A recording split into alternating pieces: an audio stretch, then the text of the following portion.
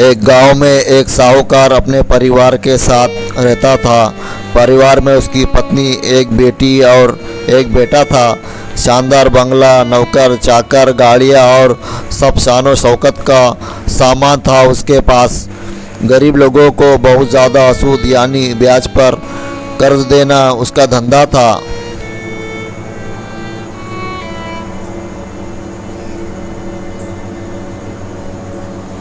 अक्सर लोग तंगी के दिनों में या किसी त्योहार या ब्याह शादी के मौके पर उस साहूकार से कर्जा ले लेते थे। जब फसल अच्छी होती तो थोड़ा थोड़ा करके उतारने लगते, लेकिन जिस वर्ष सूखा पड़ता तो कर्ज तो छोड़ो, गांव वाले सूद तक नहीं दे पाते थे। इसी का फ़ायदा उठा वो साहूकार उनकी ज़मीनों पर कब्ज़ा कर उन्हें बेच देता और खूब पैसा कमाता। इस धंधे में उसका बेटा भी उसकी मदद करता। दोनों बाप बेटा हर समय किसी न किसी गरीब की ज़मीन हड़पने की योजना ही बनाते रहते। एक दिन शहर से एक व्यापारी आया और साहूकार से गांव में ज़मीन खरीदने की इच्छा बताई। साहूकार की खुशी का ठिकाना न रहा। घर बैठे बिठाए ज़मीन का ग्राहक मिल गया। साहूकार ने उस व्यापारी को बहुत सी ज़मीनें दिखाई जो उसने कर्जे के बदले गांव वालों से हथिया ली थी, लेकिन उस व्यापारी को कोई भी ज़मीन पसंद न आई। गांव में घूमते हुए व्यापारी को एक ज़मीन का टुकड़ा पसंद आया। उसने साहूकार से उस ज़मीन के बारे में पूछा तो साहूकार सोच में डूब गया। असल में वो ज़मीन तो एक बिन माँ बाप की लड़की की थी जो वहाँ पर रहती थी। उस लड़की के माँ बाप ने साहूकार से 20,000 रुपये कर्ज लिया था, मगर उसे चुकाने से पहले ही उनकी मृत्यु हो गई। बेसहारा लड़की की हालत देख गांव की पंचायत ने साहूकार से उस ज़मीन पर कब्जा न करने को कहा था। भला पंचायत की बात कैसे टाल सकता था।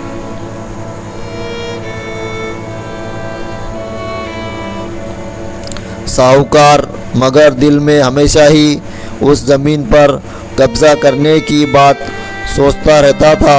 आज व्यापारी की इच्छा सुन उसका लालच बाहर आ गया था और उसने ज़मीन पर कब्जे के मन बना लिया। कर्जे के सारे कागजात ले वो उस लड़की के घर पहुंचा और कर्ज वापस करने की बात कही। जब लड़की ने अपनी दुर्दशा बताते हुए और समय मांगा तो साहूकार ने कब्जा करने की धमकी दी। कब्जे की धमकी सुन वो लड़की पंचायत के मुखिया के पास गई और उसकी ज़मीन को बचाने की दुहाई लगाई। सारे गांव में ये बात आग की तरह फैल गई कि साहूकार उस बेसहारा लड़की की ज़मीन पर कब्जा करने वाला है। ये बात उड़ते उड़ते साहूकार की बेटी के कान में पड़ी।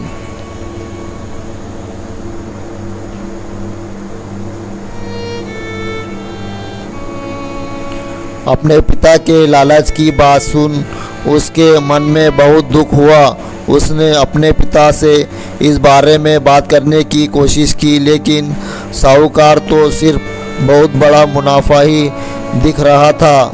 उसे बेसहारा लड़की की दुर्दशा या अपनी बेटी की निवेदन का कोई असर न हुआ और उसने उस ज़मीन पर कब्जे का ऐलान कर दिया।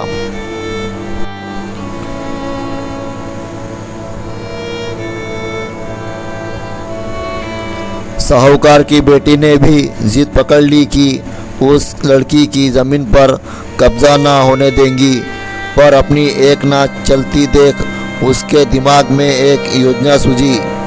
अगले दिन सुबह सुबह वो बेसहारा लड़की और उसके साथ 2 लोग साहूकार के घर पहुँचे और कर्ज की 5,000 की किस्त दे दी। साथ में ये भी कहा कि 3-4 महीने में कर्ज की बाकी रुपये भी उन्हें मिल जाएंगे। रुपये देने के बाद रसीद ले सब चले गए। चूँकि अब किस्त मिल गई थी, इसलिए पंचायत ने भी कब्जा नहीं करने दिया। साहूकार बहुत परेशान था कि आखिर उस लड़की के पास इतना सारा रुपया कहाँ से आया। कल तक तो वो दाने दाने को तरसती थी और आज 5,000 रुपये दे गई। कुछ भी ना समझ आने पर उसने गांव वालों से भी पूछताछ की, लेकिन कोई भी रुपये के बारे में नहीं जानता था।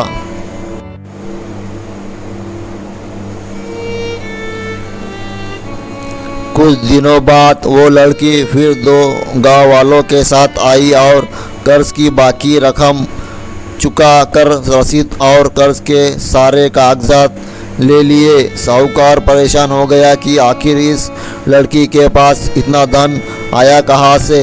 इस तरह कुछ दिन और बीत गए। एक दिन साहूकार को खबर मिली कि उस बेसहारा लड़की ने अपनी ज़मीन बेच दी है। कुछ कर तो सकता नहीं था,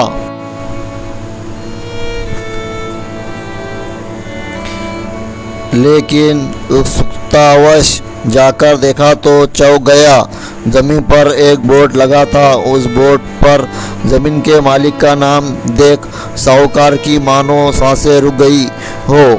मालिक के नाम के आगे लिखा था उसकी अपनी बेटी और उस लड़की का नाम। वो दौड़ा हुआ घर आ गया और बेटी से पूछा कि ये क्या तमाशा है। तब उसकी बेटी ने उसे बताया कि उस गरीब लड़की की मदद के लिए उसने अपने सारे गहने बेच डाले ताकि उसकी ज़मीन आपके कब्ज़े से बच सके। लेकिन ज़मीन आपसे छुड़ाते ही उस बेसहारा लड़की ने उदारता दिखाते हुए आधी ज़मीन मेरे नाम कर दी।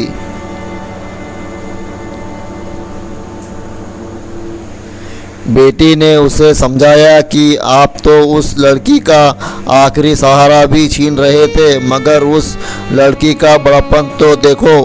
उसने ज़मीन छुड़ाते ही मेरे गहनों के बदले अपनी आधी ज़मीन मुझे दे दी। ये सब सुन साहूकार को शर्मिंदगी महसूस हुई और उसने भविष्य में कभी किसी की ज़मीन ना हड़पने का वचन दिया। तो दोस्तों, कैसी लगी आपको ये कहानी हमें कमेंट के माध्यम से बताना। और अगर आपने हमारे चैनल को सब्सक्राइब नहीं किया है तो दोस्तों प्लीज़ हमारे चैनल को सब्सक्राइब करें और बेल आइकन की घंटी ज़रूर दबाएं और साथ में ऑल पर क्लिक करें ताकि जब भी हम कोई नया वीडियो अपलोड करें तो उसका नोटिफिकेशन आप तक पहुँचे।